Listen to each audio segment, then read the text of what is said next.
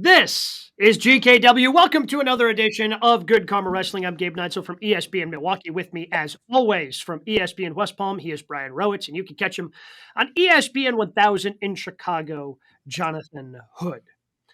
So you would think we would start by talking about maybe some of the in-ring action that happened in the biggest show in professional wrestling history, with over 81,000 people showing up at Wembley Stadium for AEW's All In. But instead, it's back to the backstage drama with CM Punk. And the only thing I know for sure is there's some sort of altercation between CM Punk and Jack Perry. Maybe Punk quit.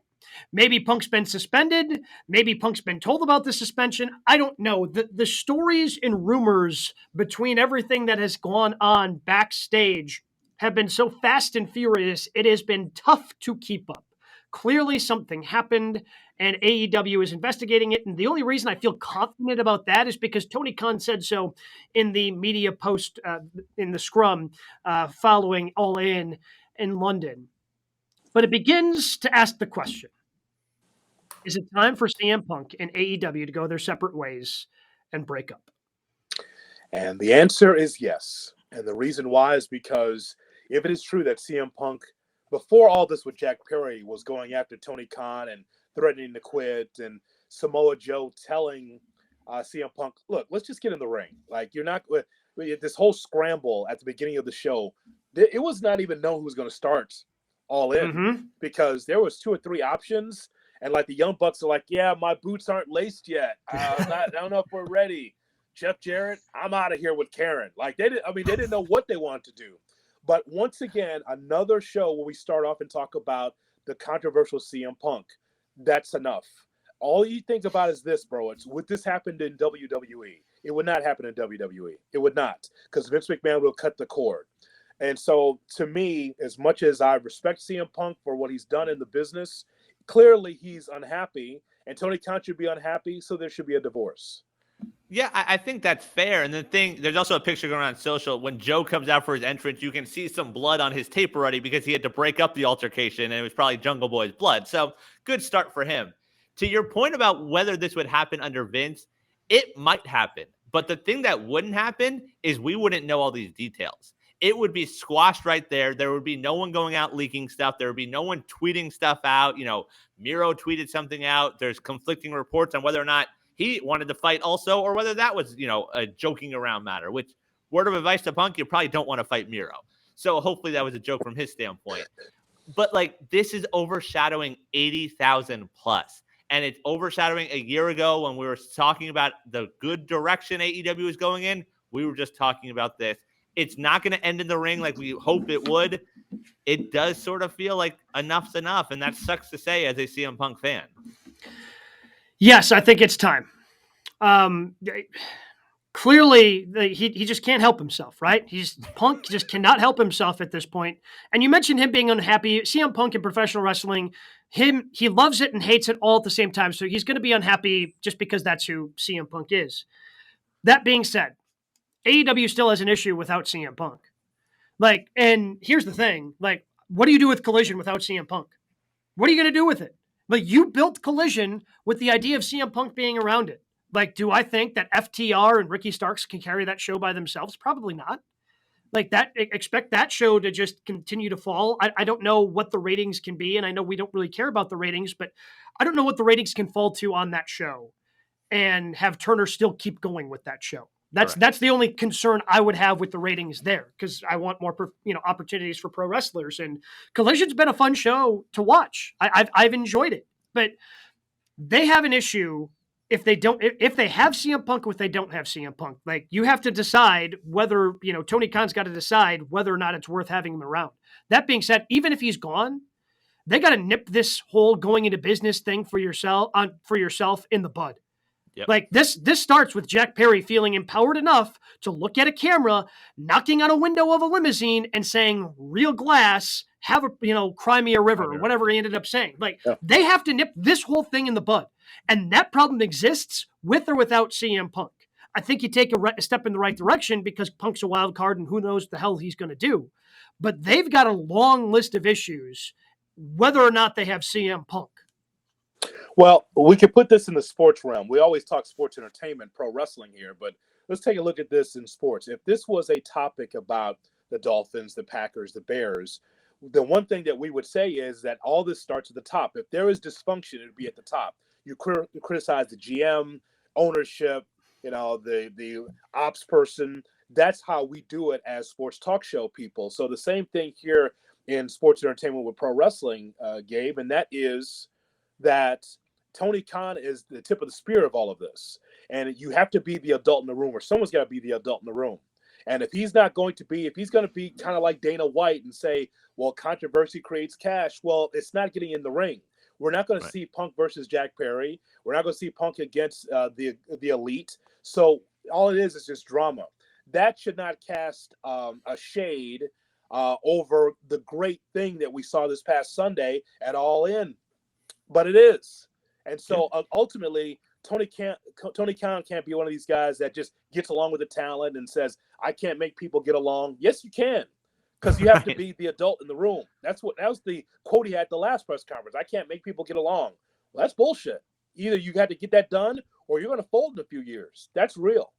But I think there's an in-between. You don't need everyone to be best friends in a locker room. But you can't have guys fighting each other and delaying the start of the show, and all of a sudden everything you run down like, well, I don't know if we can open with this because he's busy fighting with someone. Like, to compare it to sports, we talk a lot about free agency and superstars and whether or not people want to play with them. If you're a wrestling free agent, do you want to go to AEW right now, or do you have to be worried about whether or not CM Punk would like you? Because that's what it comes down to. Like, there's the Elite side, there's the Punk side. There may or may not have been travel issues Saturday and Punk riding a train to get to Wembley. Like, there's a lot of issues right now. And like, yes, that starts from Tony, and you've got to start thinking outside of CM Punk, because yes, CM Punk draws, but if we're looking at strictly numbers, does he? Like, Collision's not blowing anything out of the water, and we're about to hit college football season. So do you really need him right now if you're AEW? If you want Collision I think you still need him if you want Collision to be a thing. Like, if you want Collision to be a show that is going to be able to stand up on its own, either that or you got to start shipping more talent over there and have, this soft brand, more of this soft brand split. I don't know if you put Jericho over there. I don't know if Jericho wants to do that, with his age, because he's already doing, commentary for Rampage. I know that tape's on the same night, but he's obviously doing Dynamite. Does he want to then be traveling more? He probably can't, because he's got Fozzy on top of all of this. Like, I don't know who you throw on Collision at this point to make it a viable stand up by itself type of show. So you created it for CM Punk. This is the bed you made if you're Tony Khan. That's right. This is the bed you made. And I saw a different rumor about the travel stuff, that there were a lot of people who were unhappy with the accommodations that they made in terms of getting to the hotel and getting to Wembley from the airport, something that New Japan and WWE has been able to master. But this is what happens when you don't have, we always forget that AEW is still in its infancy. You haven't had a big show like this. You don't know what you don't know until you have to cross that bridge. And maybe that's just something that's slipped under the radar for Tony Khan, and he fixes it for next time. You have to be more understanding, and you can't just be, constantly on edge the way that Punk is. I still think that they eventually make up and figure this whole thing out. Part of the whole, again, I don't know what I can and can't believe at this point, because the rumors are just coming so fast and furious that Punk was partially upset because he was fined 5 figures for shooting on Hangman Adam Page after Collision went off air a couple of weeks ago in North Carolina. So maybe he was still upset about that. You just don't know what you can and can't believe at this point, because some of it comes from Punk's side, some of it comes from AEW side, some of it's in between. God knows what you can believe. But ultimately, I think they figure this out, because they still need star power in order to make 5 hours of television work. Well, I mean, here's how promoters have done it, and bookmakers have done this over the years. You're going to build a company. You start with your great 8, your best 8 wrestlers, women, men, whatever, whoever your best 8 is. Then you find another 8 or 10 for contenders. Then you find another 8 or 10 to be able to be young people that will build up to the roster to be able to be in the main event at some point. So if Tony Khan's not booking that way, then shame on him. Like, I said this a couple of weeks ago on the show, and I think that you guys disagreed. I'm just telling you, like, CM Punk is not the draw that we all think that he used to be the draw, but he's not the draw that we see here in 2023. They built a show around him and knowing that he's volatile. That's on Tony Khan. You got to know that. He's got to be, for Punk to come back into AEW, they should have eased his way back in. But see, here's the thing with Punk that resonates with me. And I think that is, he does care about the business, but if there is a disconnect because there's a younger locker room, I think that's the problem, right? It's kind of like the Matt Stafford story that we heard this week about how Matt Stafford has a hard time being able to relate to young football players, in which they're on their phones when he wants to have a conversation with them. And so I think the same thing's happening with Punk.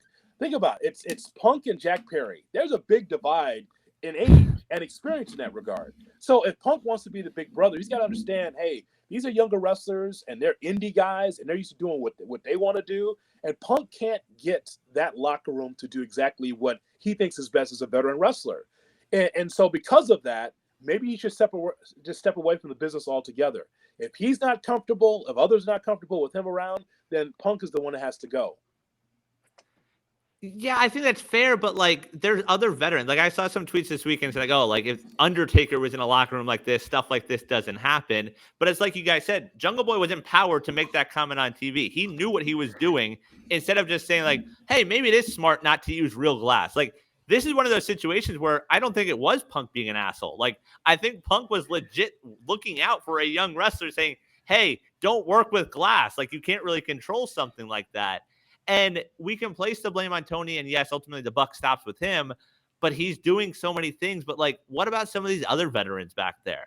And maybe it is as simple as the young wrestlers don't listen to them, but you have a whole locker room of a lot of veterans, the Arn Andersons, the Christians, the Big Shows. Like, is there something there when they could sort of be that voice of reason in the locker room right now? Yeah. I don't want to hear that if Taker was back there, this wouldn't happen. Like Taker's on the record of like, oh, I don't understand these young kids playing their video games. The locker room stinks. They're all soft. Like he's on the record saying stuff like that. Yeah. Like because again, Taker's older now and there's a disconnect between him and the younger generation. It's tough to kind of bridge that gap, going back to the whole Matthew Stafford thing. Like it's tough to bridge that gap, and Punk hasn't figured it out. And because Punk is volatile in the way that he is, he just decides that the answer is to fight everyone. And well, to that point, we chatted with Jake Roberts a few weeks ago. Jake flat out told us about the locker room. He's like, yeah, some of those guys just want to be by themselves. But Jake being the mature one, which I don't know if he's always had that reputation, he's like, so I just let them be by themselves. Like, so there's at least that. But like, I guess Punk just can't let that be. And Punk was right to tell Jack Perry, hey, don't work with glass. And what happened was Jack Perry went around CM Punk to ask management, and I don't know who that is, Tony Khan or someone else, hey, can I use glass? Can we use glass for this UK limo? And they was like, yeah, go ahead. He went around CM Punk. And then again, Jack Perry in the promo, and no one understood what he was talking about. That's another reason why. It's such oh God, it's just so bad. It's real bad. Glass. And it does it to CM Punk. Punk says to Jack Perry, do you have a problem with me? And then they get into a skirmish, and Samoa Joe's got to pull CM Punk off. It's like, it's just a mess. It's just a mess. But to me, it all starts with Tony Khan allowing 100%. This to happen. Bottom line. 100%. I'm 100% there with you. And we'll have to wait and see how this all plays out for CM Punk. I mean, I doubt he's on the card. Maybe he's on the card. They need to do something to this card. We'll get to that in just a little bit on the show. It's okay. It's only CM Punk's hometown, and they're in Chicago. No big deal. Just build the whole damn thing around Skye Blue. Don't you do that. She's the only one from Chicago that actually matters from that company. Speaking of which, we'll also speak to Skye Blue coming up later in the episode. So a lot of things we're touching on here on GKW. That's called a tease right there. We'll dive into the other stories going on in the world of professional wrestling outside. Well, I guess CM Punk is involved in the first one. But, Brian, what do we call we've got our 3 count. What do we have at number 1? Well, yeah, there actually was a wrestling show on Sunday from Wembley, 80,000 plus. What were your guys' highlights and lowlights from All In this weekend? I would say, for the most part, the action was pretty good. My lowlight is it was a 4-hour show. I wish they would have given the women's 4-way match a little more time. I think you could have given that a little bit more time. And honestly, knowing after watching the opening match And now knowing what we know about what had happened before that, like that opening match was really good. Like it was one of CM Punk's better matches that he's had in AEW, which certainly a highlight there. Bucks versus FTR was a lot of fun. There were plenty of things I think in terms of highlights, but I thought that the main event was kind of an overbooked mess. It was really good until there were a couple of questions that I had there, but it was, for being billed as the biggest professional wrestling show of all time, I would say the pay-per-view for me probably didn't live up to those expectations. Most of it was good, but you're putting a lot of pressure on yourself when you continuously, biggest professional wrestling show of all time, probably did not live up to that hype. Well, no, well, I mean, when they say it's the biggest professional wrestling show of all time, from a money standpoint, it was. Were they talking about the in-ring, or were they talking about because this is this is the most people that paid for a wrestling event in the history of the business. 81,000 actually, and I thought that they would gimmick the number, the WA, you goose it up, 89,000. Goddamn, pal. We didn't even get that. We just got, it was 81,000 actually paid. So it was big from that regard. But when we previewed this game, we looked at the card and said, yeah, I like this match, like this match. But the thing is that it did not have the Andre Hogan quality. We said this last week. We looked at it and said, okay, two friends going at it, kind of like Brett and Davey Boy Smith from '92 in SummerSlam. We looked at this and say, okay, MJF and Adam Cole going to have a great match, but it wasn't the heel versus babyface dynamic of a mega card. It was a mega card. I mean, I love that they were able to draw 81,000 people, and they're going to go and try to do this next year. But for me, Brian, I just thought that there was maybe 4 or 5 matches I really liked, and then the rest of it was, just okay. And by the way, you can say the same thing for most WrestleManias too. 2 or 3, 4 matches we like, and the rest, it's okay. I mean, Eric Bischoff did say he didn't feel like a WrestleMania, though. He used that as a knock. He could blow it out his ass. That guy. How about that? I heard the same thing. I saw what he said. It's like it felt like a super indie quality. I guess he would know. He ran TNA and WCW, so I guess he would know. He never drew 81,000 people. How about that? Yeah, that is accurate. Well, that's the thing. Like from an in-ring quality, I agree. Like there were those few matches that stood out, but the card to me felt like it flew by, which I think is a testament to it being entertaining, like from top to bottom. There wasn't those sort of massive moments, whether it be upsets or surprises. I guess Saraya winning is sort of the closest thing to it. So to me, that is a highlight, just getting it done in the ring. From a low light standpoint, like, yes, I agree. They seem to be tight on times. Like, oh, where do we take time from? Like, oh, there's a women's match. Let's cut that match right now. Like, that seemed to be their logic there.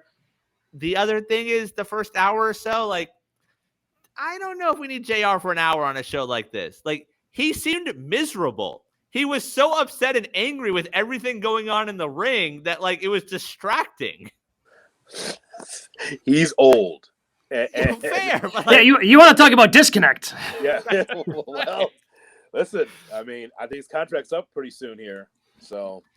But, like, he was that friend that you invite over, like, hey, I want you to watch this wrestling thing, and they're a curmudgeon, like, oh, this stuff's fake, right? Like, yes, like, stop, just watch. Like, that was JR on Sunday. Like, when you look back on this show in 10 years, what are you going to remember the most? I'll remember the FTR Young Bucks. I'll remember that matchup, but I'll also remember just the dynamic of the main event, which was just unconventional. That's what I'll remember the most. Like I just thought that was great. You guys. I hated the main event. Hated it. Oh, what was wrong with it? Well, so the inconsistency of the storytelling. So I'm supposed to believe that the AEW World Championship is the most important thing to Adam Cole, and yet he seemed content to win on a countout early in the match. Like he did the move on the stairs to MJF. MJF is on the outside. Adam Cole, is your first match ever? You don't win the championship if MJF gets counted out. So, okay. So I'm like, all right, I can look past that. And then, you do the 5 more minutes thing, which is a nice little callback. They decide to wrestle and then after you get past the double clothesline, double pin, like it just kind of became an overbooked mess. 2 different ref bump spots. It became an overbooked mess to me where you got Roddy coming in there and Adam Cole's cool at first with Roddy. And then he tells Roddy to get out of there after after Roddy kicked him in the dick, MJF in the dick, you're cool with that. But now Roddy's going too far when he hands you the belt. And you decided to tell him to run out of there. It just the inconsistency of the storytelling within that match was just all over the place for me. You had potential to have something really cool, and it just instead I'm like, wait, now none of this actually makes sense or actually goes together because they decided to try to tell a story within the match, and they fell flat on their faces with the storytelling. Yeah, I agree with that. Like, I didn't love the main event either. And I think the other thing is it didn't really move anything forward to the pay-per-view you have 7 days later. Like, those guys are defending the ROH belt against a Battle Royal winner that we're going to find out tomorrow night, 2 days before the show, which, like, there were just other ways to do where... Which, spoiler alerts, it's not making me excited for it. If you've seen any spoilers from what Rampage is... So that's the thing. Like, you didn't move anything forward with that angle. And, like, yes, the angle's been entertaining. I've been super into it. But, like, there even seem to be missed opportunities in that where, like, why not double clothesline Roddy? You've gotten that over so well. Like, taking him out, and maybe we get MJF versus Roddy on Sunday. Like, there at least could be storytelling there. And it did none of that. I like the in-ring. I like those two battling back and forth. Oh, yeah. Like, the in-ring stuff up until... The Rensburg did the double pin, like the in-ring stuff was fantastic. Like it was tremendous. Yeah. And the only, again, it's nitpicking a little thing, but again, just watching him be counted out earlier in that match, the in-ring stuff was fantastic. It's just when they tried to tell the story and it all intertwined, they lost me on it. So one of the things quickly about this is that you could have told the story without them winning the ROH Tag Team Championship. Correct. That was wasted. Here's why it's a waste. The match is 6 minutes. So what's the? I mean, Aussie Open is better than that. I mean, it's much better than that. And for them to just hand over the championships as if they were just transitional champions, that you didn't need to have that match to tell that story in the ring. But you could have had that match and still tell the story. Like the Kingdom could have cost them that match. You tell the same story. Mm-hmm. You have that dynamic. Aussie Open doesn't drop the belt. Everything else is accomplished. No, that's true. I mean, and so the story should be for me, two guys that are supposed to be best friends, but both have the penchant to want to heel on each other. Sure. And so that's that. I mean, that's it. But then it was just again, the in-ring was fine. The storytelling lacks a lot, which is a problem in this company. And the swerve was that there was no swerve, which was different. But I don't know. And also, the story was not told on Dynamite or maybe on a show moving forward. That speaking of Swerve Strickland, that was not a finish. His braids were sticking out of the coffin. Yes. So still, that's not a fall. That's not a finish right there. So there should be a complaint there filed by Swerve Strickland. He did send out a tweet Sunday, which he said was sent from inside the coffin. So got to consider that. From inside the coffin. Yeah. He's in the darkness. Another highlight. Again, they just the one thing AEW has not messed up at all is their usage of Sting. Like they just continue to hit Sting out of the ballpark every time we see him. Anytime he gets put in one of these matches, it's fantastic. So I think that was. Other than maybe a botched finish at the end because Swerve's braids were sticking out, I thought they nailed that. I thought they nailed Sting in that appearance as well. I would just say one of the other things that to me as a low light is Saraya win the championship. You pandered to her because her family was there, and so but then like it made me confused. Like, is she a heel or babyface because she brought her family in? Like this whole group is a heel faction, isn't it? Right.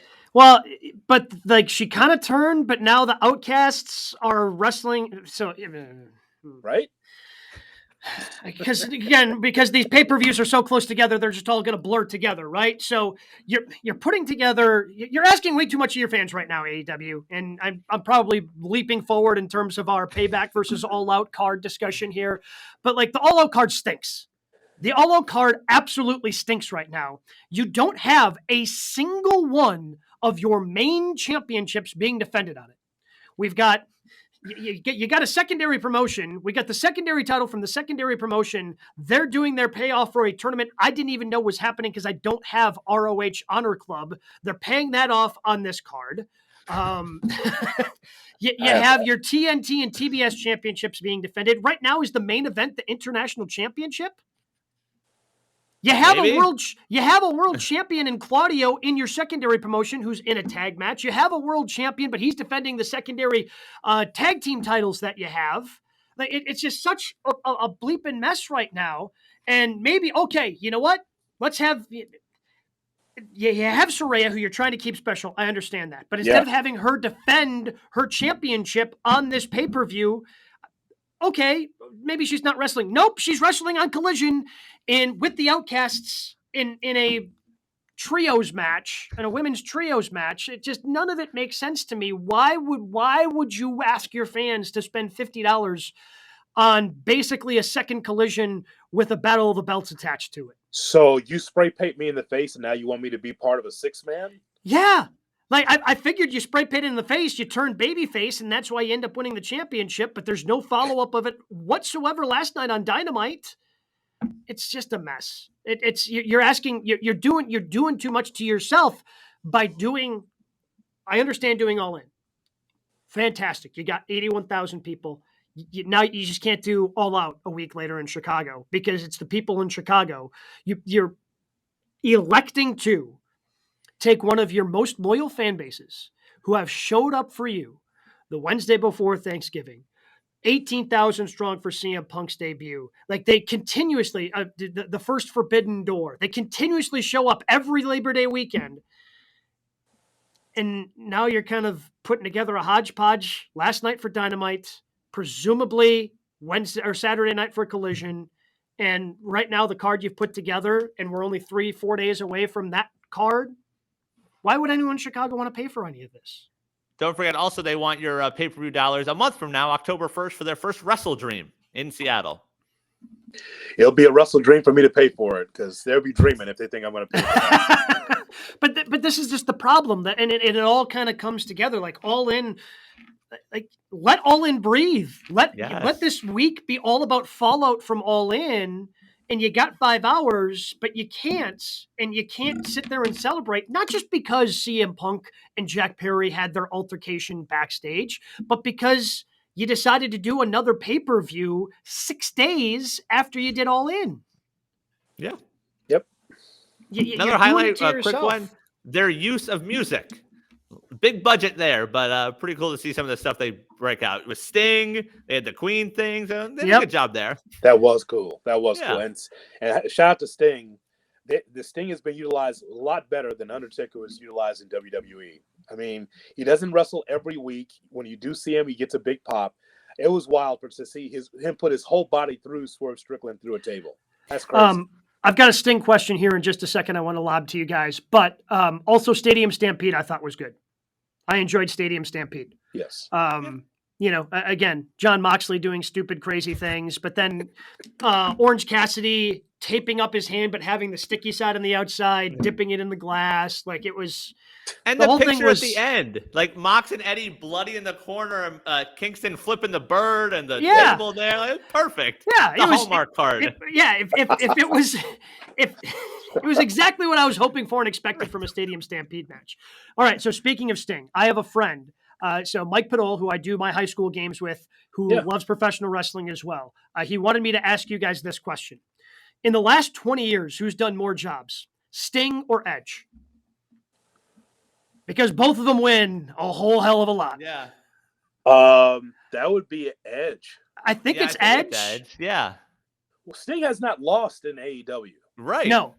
Tony said it's the best run of Sting's career. Yeah, the last time Sting lost, DX may have been running down the ramp. He said it's the Sting's best run.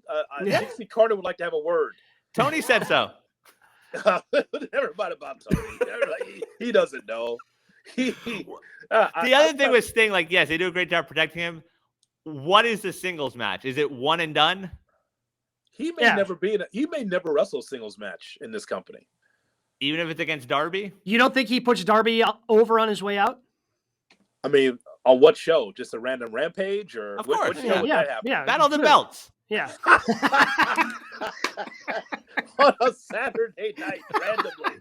Dover, Delaware. Here we go. What? Sting's retirement match airs at 11 p.m. Eastern. Oh only on TNT. I guess that's what we've been waiting for, right? We're waiting for the Sting singles match. We haven't seen it yet. Yeah. So. My guess is he would put over Darby on his way out, but I don't know if Darby needs that necessarily at this point. I guess we'll have to wait and see. Brian, what do we have at number 2? All right, we mentioned a little bit All Out Sunday from Chicago. Saturday, we have WWE Payback from Pittsburgh. What will be a better show this weekend, Payback or All Out? I just openly dumped on All Out, so I think we all know what my answer is here. It's got to be Payback, even though I don't know what Hunter's doing. He's only got 6 matches so far announced for this card. And I saw a rumor this week that the reason they're putting the rematch of Gunther versus Chad Gable on Raw is because they don't want to overbook this card. You got 6 matches. Is everybody wrestling a half hour? Everybody gets a half hour? I doubt that's the case. So I think it's NXT style. I think this is a 2.5-hour show Saturday. Yeah. Okay. So I'm going to say this. It's Payback. Yeah. But here's the thing, as we talked about before, Seth Rollins and Shinsuke Nakamura is a nice, fresh match. Yep. We know what the end result's going to be, but it's just a fresh match. And I think that the build of Shinsuke, not speaking English, doing it in Japanese, makes it more of a heel. The old Mr. Fuji. Got to do that, right? You got to, if he speaks it in his own native tongue, it makes it more of a heel. I think that's fantastic. So I think the build for that has been fine. Trish against Becky Lynch, I think that WWE did a really good job on the Zoe Stark-Becky combination because that just gives you more of of an anticipation for Becky Lynch against Trish in the steel cage match. That should bang. That should be a good matchup. Mm-hmm. And because less is more in WWE, look at their card versus AEW's card. As we just went through, ROH question mark. Like I like Shane Taylor, like the next guy. But this match should be on ROH Honor Club as a main event over there. That should not be on this pay-per-view. That's going to be a good match. But people, I think the general public will be like, Shane Taylor? Now, why is this match important? And a few other things were All Out. So Miz against LA Knight, they'll be able to straighten that out. They'll take care of that matchup when that's done. By the way, shout out to Miz for a tremendous LA Knight impersonation on Monday Night Raw. He really knocked it out of the park, man. He knocked that thing out of the park. I didn't know the difference. They were that good. He was that good, too, in LA Knights. Pretty good. So I think Payback's the better show, bro. And I think that's the thing. Like, you look at these shows side by side, and the WWE streaming model is sort of what sort of conditioned us for this. These are both filler shows. Like, you're not going to have major storylines come out of either show. But when it comes to Payback, you're like, oh, I'm already paying, $10 to $15 a month. I'm going to watch that. Whereas All Out, you see a lot on social media. It's like, I'm not spending $50 on this. So you get that side by side. I mean, Payback's going to be fine. The world title match is going to be good. The tag title match is something we see every single week on Raw. The only thing I'm sort of excited about with Payback, it feels like a waste, but is this where Priest cashes in? They made that little comment about, hey, Judgment Day has to leave with gold this week. They're not going to win the tag belts, I don't think. Rhea should still retain, but, is that how they put a belt on Priest? I mean, I don't mind it. I like that thought. And again, I think you're getting some payoffs here. I mean, whether or not, and we're not the highest on Raquel Rodriguez because they haven't given us a reason to care about her at this point in terms of her character development. But at least they've attempted to try to tell a story of her getting injured, working her way back. Like there's a story that kind of goes into every single match. And if you even if you're just a casual observer, you kind of understand the stories happening behind the 6 matches. You can't say the same for the All Out card. When you take a look at that, I mean, yes, you've got the story with Luchasaurus and Darby. Okay, cool. Soho and Statlander, not quite sure. Kenny, you got the Kenny story, yeah. Yeah, you have the Kenny story. I mean, you're wasting FTR and the Young Bucks by throwing them in an 8-man tag with Bullet Club Gold in a backstage at Wembley segment that you set up last night. Same thing with Better Than You, Bebe versus team to be named later. Terrible. Samoa Joe versus Shane Taylor. You haven't done any legwork with that. Like half the cards you've just decided to throw out there. And again, at least we're getting one of the women's titles, one of the men's titles being defended on the card for WWE. You have 2 world titles. You have 2 world titles. 0 are being defended on the card for All Out. And both of them, and both of your world champions, Claudio and MJF, they'll be on the card in tag team matches. The hell are we doing? And I think all that's fair, like from a storyline standpoint. From a wrestling standpoint, I think All Out, even if you say top 3, is going to deliver more in the ring. Like Kenny and Takeshita is going to be a good match. Who the hell knows what Orange and Mox are going to do, but we're going to be entertained by that. Like you have that to look forward to. I think Miro and Hobbs, I think this is a big stage for them. I think that match is going to deliver. It's not going to be, I don't think we're going to see much chain wrestling there, but I think it'll be a fun match. And I think that's why All Out a little will deliver in that regard. Yeah, I mean, All Out, the card itself is going to deliver. But this is where the lack of storytelling is killing AEW. Sure. You just mentioned, for $100, I can get Peacock for the year. Right. For $100, I'm getting back-to-back shows for AEW. And now what? When you start, when this company started, 4 pay-per-views a year seemed okay. I understand it. Yeah. I'll give you my $200 for the year for the 4 pay-per-views because I know they're going to be important. Now you're starting to tread into the territory of adding Forbidden Door, adding the one they're doing in the Pacific Northwest here in a month, adding All In. Like by adding 3 more shows and having 7 pay-per-views, now I know some of those pay-per-views are going to be filler, and I'm probably going to skip them. You're going to start getting diminishing returns by adding these pay-per-views unless you start bothering telling stories that are worth people paying attention to. Remember, also, they want you to spend on Ring of Honor shows 3 or 4 times a year. Yep. That's me. That's where they get mine. And the reason why that happens, guys, as we all know, but we have to say it out loud, is because Warner Brothers Discovery wants them to grow. They want them to have more because eventually some of this stuff will not be pay-per-view. Some of this is going to be on Max at some point. And maybe in a year, maybe in 6 months. But some of these shows, like this show here or the Wembley show, it's going to be on Max. And so still will be money for AEW to make from this. That's why they want. I mean, this is one you have a company. You're right. 4 to 6 pay-per-views is fine, but when you start getting into the 12 and 13, that means that the company, the TV partner, wants you to be able to have more shows because more shows means more money. As a wrestling fan, I'm actually nervous about All Out doing people just blindly buying it because if the buy rate is all right, if the buy rate ends up being okay, I'm concerned that WWE is going to go, huh.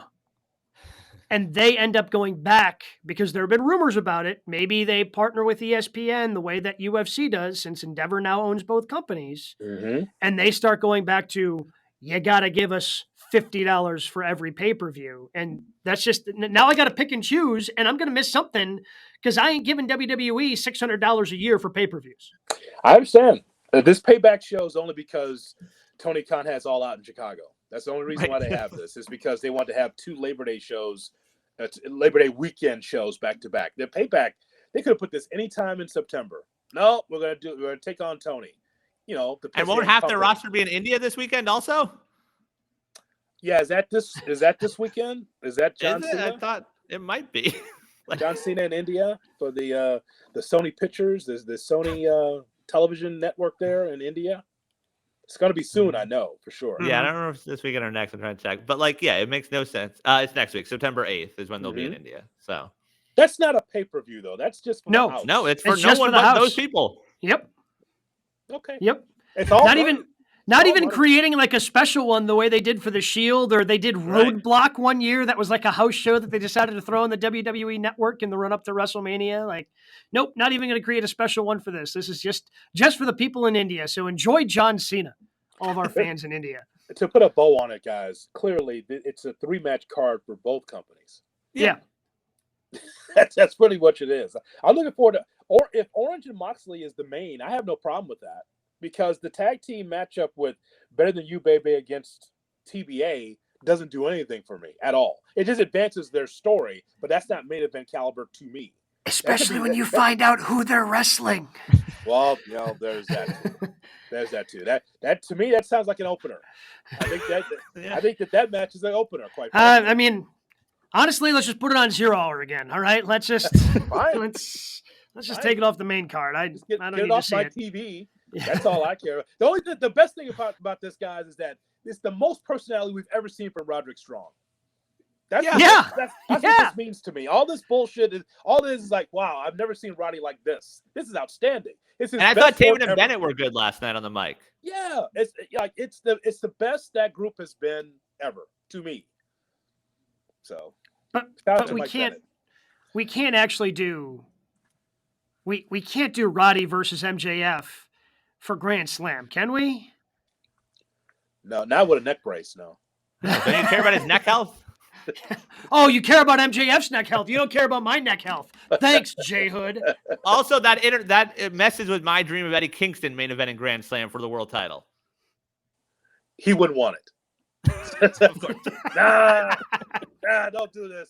I saw that man running down the ramp in Chicago. He didn't want to be seen. He just gave the belt to the referee. Ring the bell. He doesn't want to be seen. Doesn't want to acknowledge the fans. Just like, he's unbelievable. Entertaining. Yeah. For number 3 on our 3 count this week, really excited to preview All Out coming up with one of Chicago's very own, as earlier this week we had the opportunity to catch up with AEW star Skye Blue.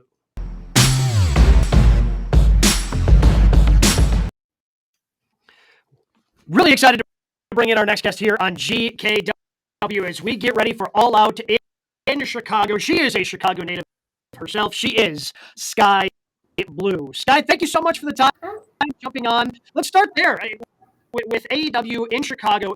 It kind of seems like Chicago's the unofficial home of AEW. You guys have All Out there every year. There are certain shows that you hit in Chicago every year. So what would you say, as a Chicago native, is the relationship between the company and the city? I mean, our home is Jacksonville, Florida, but to me, it's like Chicago always holds a special place because the very first All In was here. I got signed the very first year in Chicago. And it's just like always, I feel like Chicago's just like one of those places where like a lot of like large wrestling companies come to, and we have a lot of like large arenas, and there's just like a lot of wrestling in the Midwest, and Chicago's kind of in the middle of all of it. So I think it's like the unofficial secondary home. Kind of. Well, it's got to make you feel good because you represent Chicago so very well. What does that mean to be able to wrestle in AEW and represent the Shy? It's awesome. I never, little me training when I was 17, never thought that I'd be the one to represent Chicago for one of the largest wrestling companies in the world. It still is mind-blowing to me. Obviously, you've accomplished so much. You're only 23 years. What's been the biggest sort of pinch me moment of this young career so far as you get things started? Definitely wrestling in the All Out, the Casino Battle Royal in 21. That one was huge. I got to have my parents there, my family there, so that one was really cool. And then just going to Wembley to watch Kyle and just to like be there and take it all in. Like, it still doesn't feel real, like that I just got back from London and was in a crowd of like 81,000 people. It was surreal to just like be able to like sit back and just like watch and take it all in. It was insane. So walk us through that for a second, because again, your career is still so young. You started at 17, now you're only 23. What's it like? You walk into an arena when you're in the independent scenes and it's just such a small place, and then you walk and just seeing the scale of Wembley. Like, juxtapose those two things for us if you could. Oh yeah, I mean, I remember like my first year at wrestling in front of like maybe 8 people, like, tiny little warehouse, like all our moms sitting in the front row pretending to be the audience. Which, thank you, Mom, I appreciate it so much. But walking into Wembley, like I had seen like little sneak peek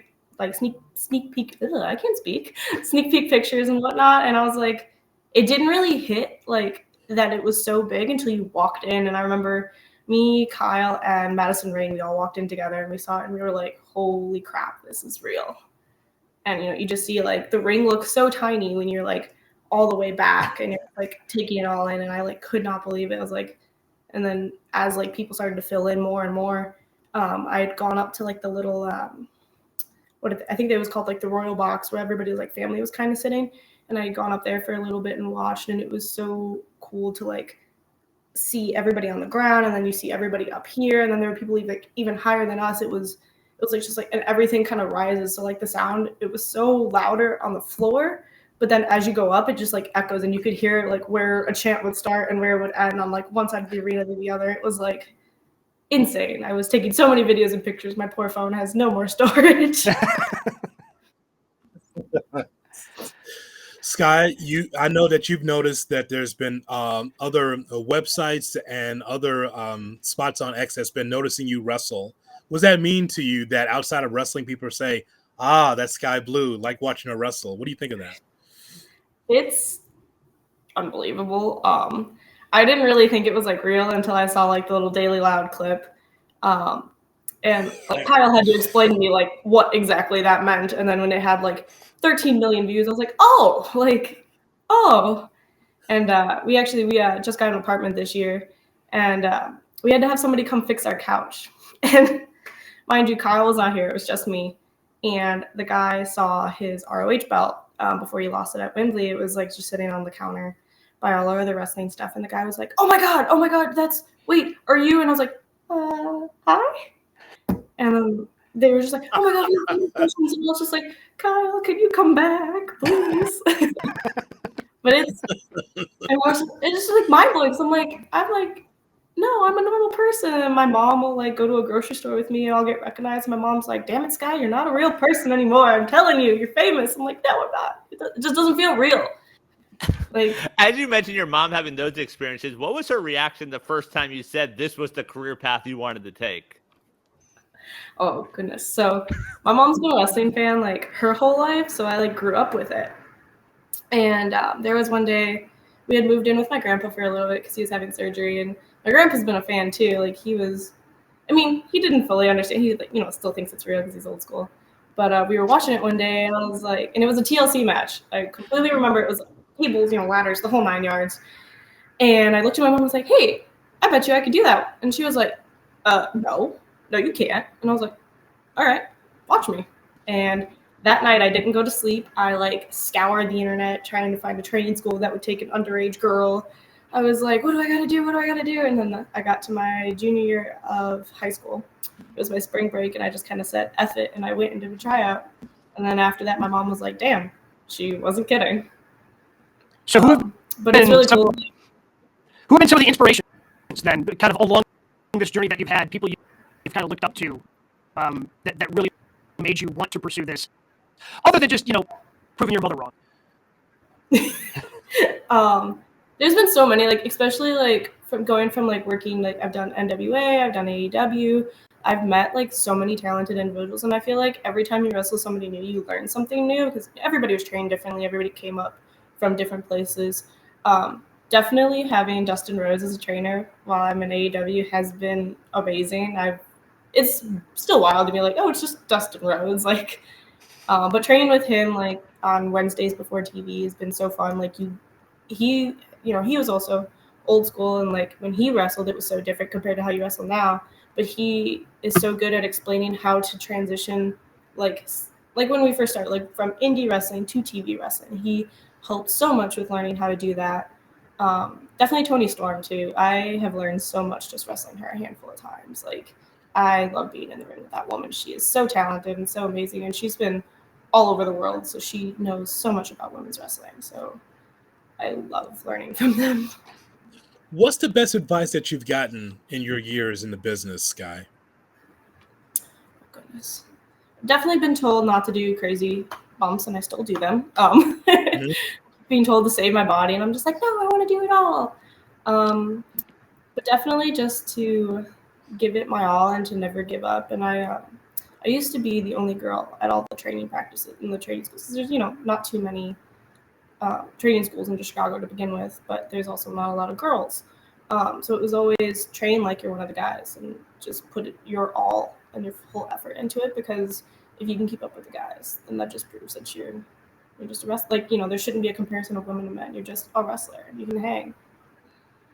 When it comes to women's wrestling, what's it like for you seeing what it was when you were a fan to now seeing it where you got a 4-way in front of 81,000 like we saw this weekend?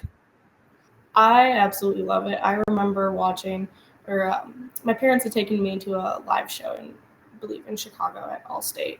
And I remember the girls match had come on, and they were in like Christmassy Santa outfits and skirts. And I was like, Mom, I don't want to do that one. And I remember Moxley had a hardcore match of some sorts. I don't remember what it was exactly, and I was like, Mom, I want to do that type of match. Like, that's what I want the girls to do. I don't want us to do the things in the skirts. I want us to do the tables and the chairs and the barbed wire and all the crazy stuff. My mom's just like sitting there shaking her head, knowing that I'm going to do it even if she tells me no. But I think it's insane, like how far we've come and how far we can just keep going if we all just keep, putting in our all and showing that like we can do what the men can do just as well, if not better sometimes. I don't think Mox is a good example, though. If you're trying to sell your mom on it, I don't think that's the person you want to point to. Just throwing that out there. I mean, at least at that time, he wasn't getting cut open every match at that time. Yeah, it's a little different now. Different then. There was one indie show I had done, and I had wrestled like one of the kids I had trained with forever, and this is probably off topic, so I'm so sorry. But I had the chair thrown at my head, and mind you, it was a very crappy chair. So it spiraled in midair, and the metal caught me on the side of my head. And I didn't know I was bleeding until the end. And mind you, my hair is very fake. So it just poured out my head, and I didn't know until I like whipped my hair back, and it hit my back. And I was like, why is my back soaked? Like, what is this? And I look up, and it's just red. And I thought it was like the coolest thing. I was like, oh my God, I'm bleeding. This looks so cool. I need pictures. I need selfies. Like, I was so stoked. And then I had to call my mother because I didn't know which hospital I had to go to because of our insurance. I was still on my parents. I was like, Mom, don't hate me. And she goes, I'm already on my way. So she comes and picks me up, and I was in the locker room still, and I was like, oh, I'm gonna go watch the main before my mom gets here, not knowing somebody had already let my mom into the locker room. I turn around to go watch the main, and she's right there, and I was like, never mind, I'm getting in the car. Sorry, Mom, bye. And I just sprint into the car. And she's like, I'm not even gonna look at it. I don't want to see the blood. Just get in the car. I knew you were gonna do something stupid. So how many stitches did it end up having to it ended up being 5 staples. 5 staples. Yeah.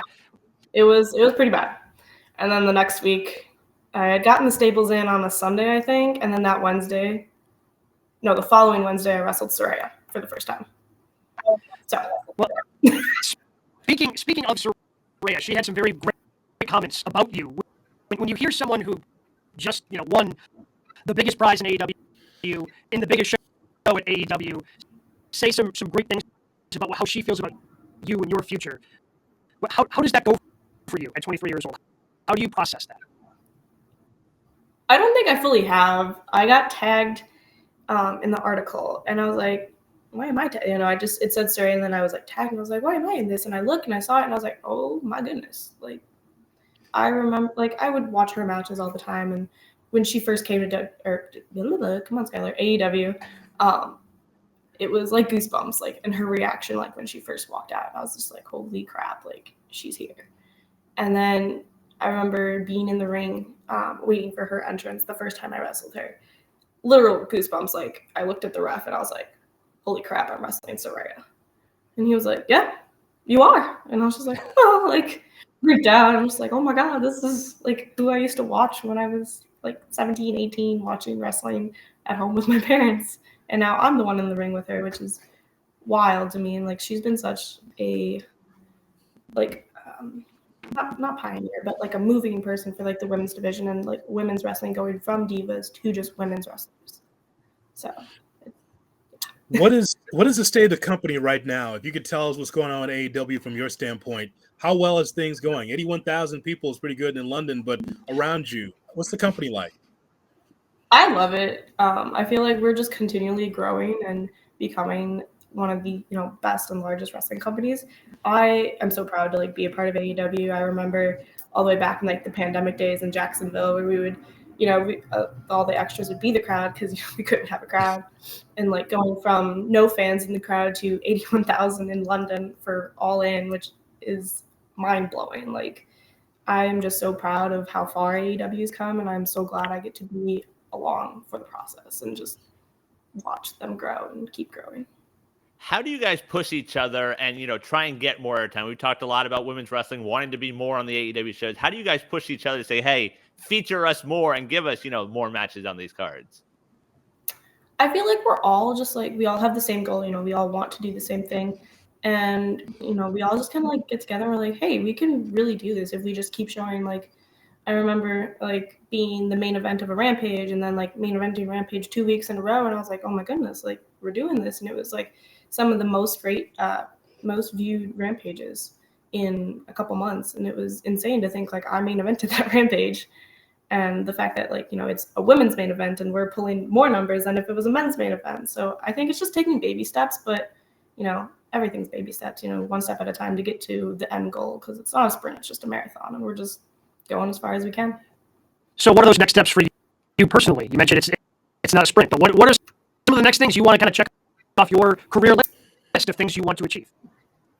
I would absolutely love to do a women's hardcore match or like a women's Anarchy in the Arena or Stampede, Stadium Stampede match. I would love to be in one of those. The doctors always tell me, they're like, no, Skye, we're not letting you near sharp objects, but I would absolutely love to be in one of those matches because I'm ridiculous sometimes. But I think to just keep, doing things that people don't expect us to do and to just keep pushing our way and just keep showing them like, hey, we're here. We're ready. Like, this is what we've all dreamed of doing this. You don't just wake up one day and think, oh, I want to be a wrestler. Like, no, it's a dream and it's something that you continually have to keep working for. So I think we're just all like, hey, this is our dream and this is collectively our dream.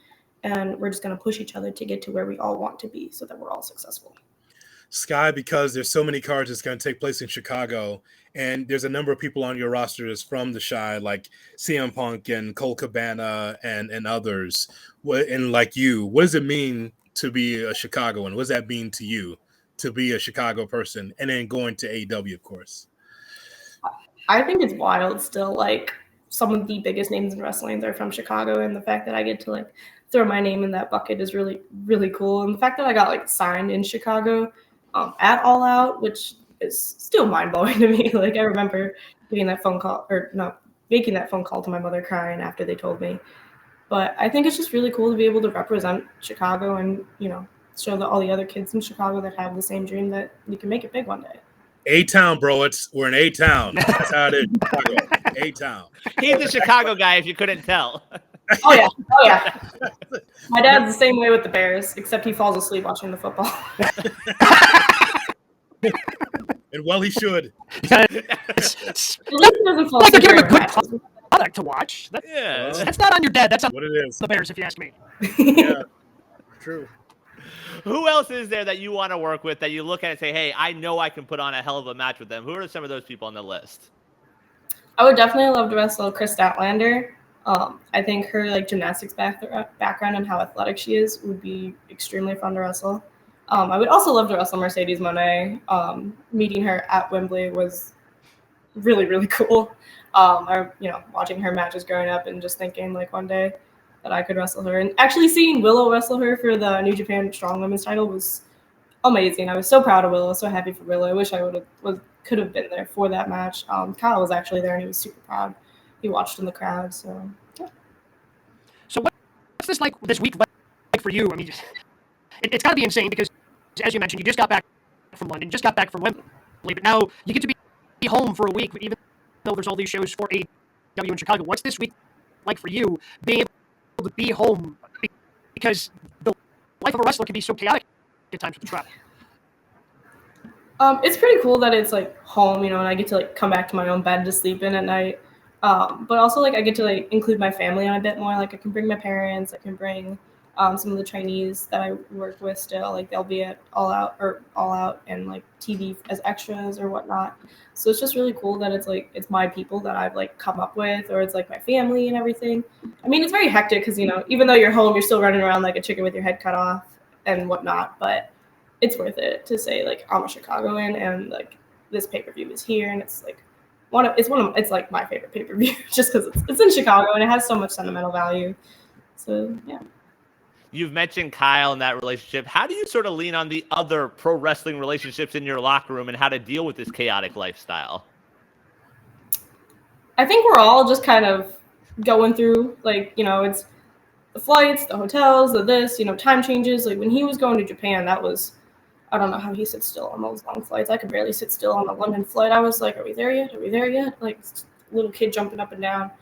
But I think it works because we all have the same goal. We have the same dream. And we have the same lifestyle, like it's very hard to explain to somebody like, oh, I work like 6 out of the 7 days a week. And it's not just like a 9 to 5 where you can just shut it off at a certain hour. Like my brain, my ADHD and I'm all over the place all the time. I'm either bedazzling gear, I'm thinking of ideas, I'm dyeing blue and get blue hair and getting blue dye all over the place. I'm so sorry for that back encounter.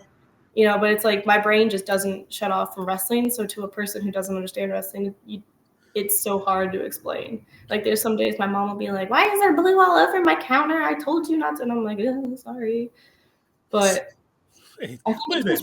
Wait. You're Skye Blue. That's natural. Is there any kayfabe there? I mean, that's natural, right? I mean, it's part of who you are, right? There's no dye, right?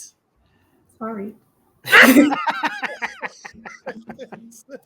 My dreams are shattered. I thought that was just natural. There's the headline. Now she put it out there. The internet's gonna take it. There it is. I'm like, yeah, Skye Blue dyes her hair. Well, guys, sorry. Give us your best sell, Skye. So we're coming off of London. We're coming off of All In. We've got All Out just a week later. Why should fans show up in Chicago on Sunday? Why should they buy the pay-per-view on Sunday? I think because the first All In was in the United Center, and now this is and I'm pretty sure I'm right, this is the first All Out in the United Center. And the United Center is just like, it's like the venue in Chicago, in my opinion. It's like, because you're in the city, you know, there's so many people, and the city has so much going on. Like, you got the lights, you got the beach, you got the bars, you got everything. And I just feel like we're riding the wave from All In. You know, this was like the biggest wrestling event in history, and it's like, we don't want to stop there. You just want to keep going and keep going. So we're not, I don't think we're going to disappoint. I think we're just going to ride the momentum from All In, just keep showing everybody what we got. So we got Rampage, we've got Collision, and of course, the big event on Sunday, AEWTIX.com is where you go to be able to get tickets. And of course, it'll be available on pay-per-view via Bleacher Report for the big one on Sunday, Gabe. That's going to be huge. It is going to be huge. It's going to be tough to follow it up, but I've got very much faith in Skye Blue and the team over there at AEW that you guys are going to put on one hell of a show, not just on Sunday, but all throughout the week in Chicago. Skye, thank you so much for jumping on and talking about AEW All Out with us, and best of luck with all the stuff happening in Chicago this week. Thank you. Thank you so much for having me. I'm very excited. I mean, so this is going to be a little bit of a super packed episode. Thank you again to Skye. She had some fantastic things to say there. So, you know, this episode going to run a little bit longer, but really enjoyed talking to Skye. And I know she wasn't on the list of, you know, ESPN did professional wrestling stars under 30. Like, I think over the next year, she's got a really big chance to catch on. AEW is kind of quietly and slowly found some things with her, you know, the way she was able to advance in a couple of the tournaments that they've done. I think she's, in the next calendar year, got a chance to take off. And I mean, right now she's not on the card, but I would be surprised if they do All Out in Chicago next year if she's not featured, especially being from Chicago. Well, she's a pride of this company now because CM Punk is not around, so she's the one that leads. She represents the city very well. I saw her in indie wrestling, Warrior Wrestling in the Chicagoland area, and that's where I first saw her. And just like, boy, she's got a presence to her, and you know, she can wrestle well, and she's so young, and she's got the world by the tail. I mean, I think that she's still feeling her way around, bro. And feeling like, oh, people notice me. People, yeah, you're on a big stage, and people really like you. So I look forward to her future. Yeah, Gabe, you mentioned her being a star under 30. She still has 6 to 7 years being under 30. Like, she is so young, and it's crazy to see the stage she's been on. Yeah. So again, really appreciate Skye Blue and AEW for hooking us up with that interview. Brian, what do we have this week? News and notes. All right, Jay Hood's favorite. We're going to start with some Impact news. Next week, Saturday, from what? That's a big deal. It's Impact 1000 next week from White Plains, New York. The Westchester County Civic Center, I think is what it's called. Impact is huge. Yeah, get excited. Awesome Kong and Gail King both will be on the show. They will be teaming up. Also, another reunion, Bully Ray and Devon teaming up and wrestling for the first time in 7 years. My God, this company. First of all, Impact 1000. All right. Because they're in that hotbed they've always been in White Plains, New York. So you've been a Florida company, you've been a Tennessee company, so you choose White Plains because, okay, that's mistake number one. That's not a spot. The other thing is Impact 1000. Okay, so how about highlighting more of your stars? Nobody grabs from the past like Impact Wrestling. Hey, you want a payday? Hey, just be with us for a month. Be part of this program. Like Devon Dudley, really? Well, but it's so ridiculous. The problem is, like, any past TNA or Impact stars are signed elsewhere. Like, who would they even get right now that's out there that they could bring in to, like, again, because you think of Devon Dudley, you think of the Dudley Boys. Yeah. You think of WWE. You don't think of Impact, you know? So ECW. But the problem is, Like when you think of AJ Styles, we did this a week or two ago. AJ Styles is an Impact guy. AJ Styles is under contract at WWE. He ain't showing up. Like, I mean, who do you grab as an Impact star of the past to like prop this up the way WWE did with Raw 1000 a decade ago? Eric Bischoff. Would Jarrett say no? I feel like he'd show up. He would not show up. No? He would not. I understand that he'll take a payday anywhere because he's Double J, but no, he will not show up. Angle? So you go deep and get Hogan. He was part of that, was he not? Hogan, Nash, yes, he was. X-Pac. The other Impact news from a positive front, October 21st, mark your calendar, Jay Hood, Chicago, Bound for Glory, Will Bleeping Ospreay on the show. Oh, gosh. That's right. They're coming back here. That's right. And he's got a stepson. He's got a stepkid. Yeah. He's got a 4-year-old stepson. He's got to pay for it. He's got to pay for school. By the way, shout out to Tony Khan. So he's on your biggest event against Chris Jericho, which I thought was a better match than I thought it would be. You see that Jericho is about a step and a half slow against Will Ospreay as we thought it would be. It was like, all right, the old timer, he can't catch up with, maybe a top 5 wrestler in the business. So you didn't lock down Ospreay. You didn't lock him down. You let him go to Impact. Why didn't you lock him down right there and get a contract? Well, because they've got a weird working relationship with Impact. I'm not quite sure what it is at this point, but I don't know if Ospreay wants to sign with anyone at this point. I think that's true. I think that you have that right. Didn't we talk about how Ospreay was not interested in signing with any? He said he doesn't want to live in the U.S. I think that's right. Mm-hmm. But lock him in anyway. Lock him in. Bring him in. You don't have to be on Dynamite every week. That's fair. WWE news, John Cena will be on SmackDown tomorrow night, India next week. Also, tomorrow we'll start a run of 7 straight Fridays of John Cena on SmackDown. It'll run through October 27th. Oh, there's a writers and actors strike going on, so he needs something to do. And hey, he's coming to Milwaukee. Grab your tickets. SmackDown in Milwaukee, Fiserv Forum. You going? I got high school football. I'm sorry. And plus, it's not a house show, so he's definitely not going. Maybe John will join us beforehand. Well, that's the hope. You want to promote Milwaukee? Come on the air, John. That'd be great for the show. Come on, John Cena. Tell me what's going on. He's got free time. Why not? Yeah, but Gabe hit it. Like, John's got nothing to do. Like, yeah, I'll give you 7 weeks. Where do you want me to be? All right, I'll be there. And and by the way, the tickets are going to go through the roof. Every one of those places, it'll be sold out every time just to see John. It's going to be now. What does he do? Does this lead to a pay-per-view? Who's he wrestling? TBD. I could. Does he put over LA Knight? I think at some point, yeah. But are they wrestling? That'd be great. Hey, on the way out, John, put over LA Knight. Yeah, what else is there to do on SmackDown that's not Bloodline related? I don't know. He'll be in a really good program, whatever it is. He'll figure it out. They'll figure it out. Him and Ray for the U.S. title? No. No, so John can take the title back to Hollywood. Take it off the TV. No, if you head to the WWE YouTube page, a 35-minute video posted of the backstage wrestlers sharing stories about Bray Wyatt, just a collection of talent sharing those stories. Check that out, WWE's YouTube page. And Hoodie put out a great video last week on our GKW page about the very sudden passing of Bray Wyatt, and you just saw the impact all across WWE and professional wrestling. I mean, you saw a number of different people at Wembley who had the Bray band, either the band across their arm. I mean, it happened so suddenly. Clearly, they didn't have any for SmackDown, but they did a great job, I think, kind of honoring both Terry Funk and Bray Wyatt. SmackDown Friday night, and then Monday Night Raw. It just seemed just about everybody had a band on their arm that either said Wyndham or Bray. And this just shook so many people to their core because of the person that Wyndham Rotunda was. Yeah, it was really sad. And I'm sure there was not a dry eye in the house in Louisville because you get it. And it had to be tough for WWE because you're trying to balance both.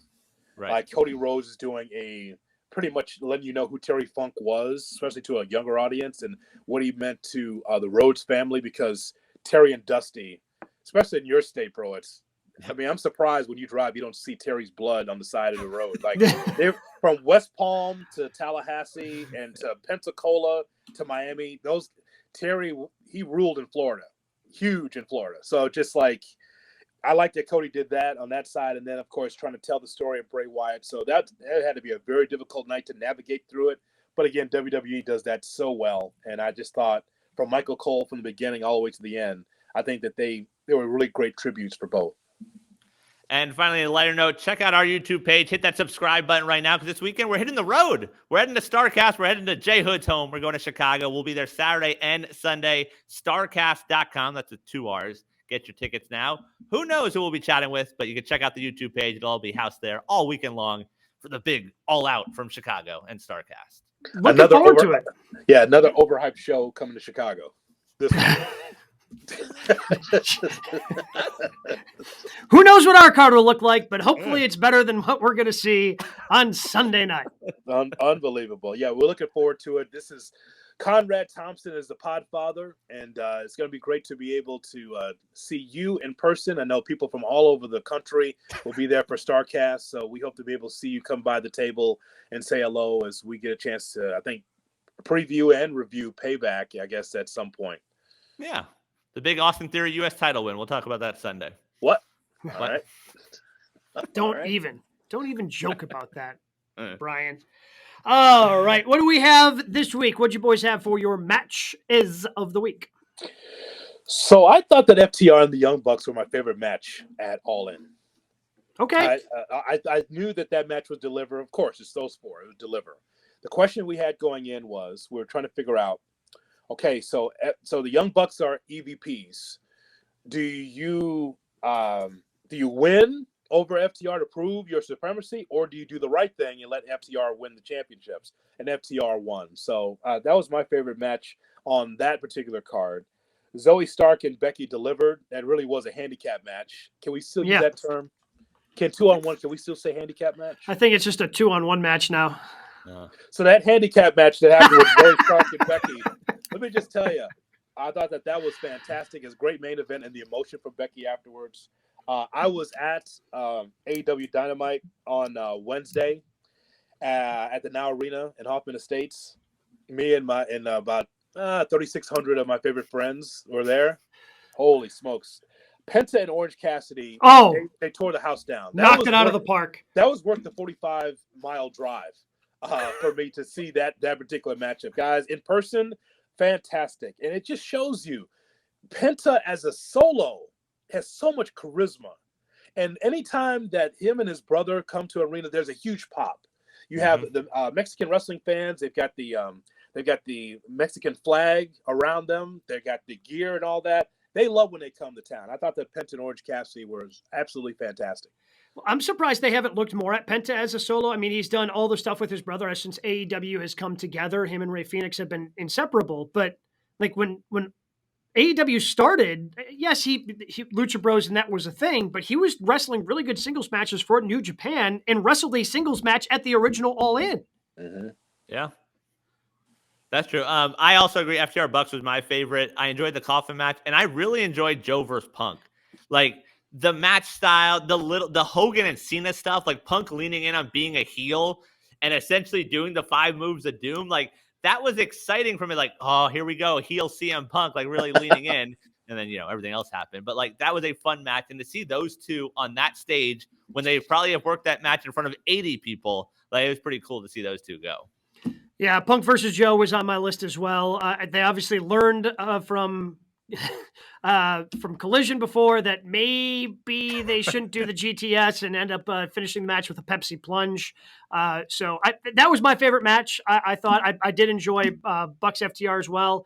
But my other top 2 were, like you, Jay Hood, Becky versus Zoe Stark. And then it was, if you haven't seen the video of the promo, and it's not even really a promo, it's just Becky talking on the microphone about how much Wyndham meant to her post Raw. Like she posted it on her social media page. I don't know if WWE put it out on YouTube or not, but she's got a really good version on her Twitter page or X page, whatever you want to call it. And then Cassidy versus Penta last night was fantastic. This version of Orange Cassidy and then the promo he cut after. Whoo! Yes, that's how you sell a match, Orange Cassidy. And as of right now, I would have to assume that Cassidy versus Mox is going to be the main events on Sunday night. 2 quick notes, because I went to Dynamite for our show as a reporter fan, as I stretched my legs across the empty seats there at the Now Arena. 2 things. One, as you well know, all 3 of us know, Tony Khan usually comes out 5 minutes before the show to hype the event. He did not come out. He did not come out. He trusted Justin Roberts to be able to hype up the event, the ring announcer. So that was an interesting thing where Tony maybe didn't want to be booed. I'm not sure what it was, but he did not come out. And I just thought, okay, that's interesting. He did come out before the Rampage taping, though. And so I thought that was interesting to hype up Rampage and hype up all the other shows. That was at 9 o'clock Central Time, right before they started rolling on Rampage. The second thing is 2 hours, the whole 2 hours of Dynamite, not one CM Punk chant. Not one. Now, the reason why that's significant is because even in WWE, when Punk is long gone from the company at Allstate Arena in Rosemont, big CM Punk chants where Stephanie McMahon or Vince has to be able to quiet the crowd some way to shut it down. Not one. Now, I know the fans are smart here, and they say, well, he's not going to be here anyway because he's at Cauliflower Alley because he's getting an award on Wednesday night, or he's only a Collision guy. But you would think after all the controversy that all 3 of us know and wrestling fans know with Jack Perry and CM Punk, there would have been something. Nada. Not one CM Punk chant. Now, there's a few signs. There's plenty of CM Punk shirts. And the other thing is, a third thing, no CM Punk merchandise at the stands. Huh. That's interesting. I think, yes. What do you think of that? I mean, that's what happened. I mean, I only saw it once. I don't know if they asked this person to put the sign down, but the lyrics to Cult of Personality, look in my eyes, what do I see? Where is Jack Perry? It was my favorite sign of the night. I thought that was... There also was CM Punk, no fist, just fits. I saw that one once or twice. Wow. Yeah. I saw that. That was a cross for me. I saw that. Okay. But I saw it, and then I didn't see the sign anymore. I don't know what happened there. Yeah. But his arms got tired. They didn't want to hold him up anymore. I mean, so I just wanted to put that out there. That's what happened. Not one, because I'm expecting it. That's why I drove to see, all right, what are the fans going to say? Nothing. Wow. So it's almost like that crowd in Hoppin Estates moved on. Do we see Punk Saturday at Collision? We do not. No. Well, stay tuned to our social pages. Make sure you tune in to GKW every Thursday, but we'll have some special shows and we'll be able to maybe react if CM Punk shows up this weekend or predict if he ends up showing up on Sunday because we will be, again, live at StarCast Sunday, maybe doing some shows from there. Definitely going to be doing some interviews, getting some content all before All Out in Chicago. So looking forward to that. But we'll talk to you again next Thursday right here on GKW.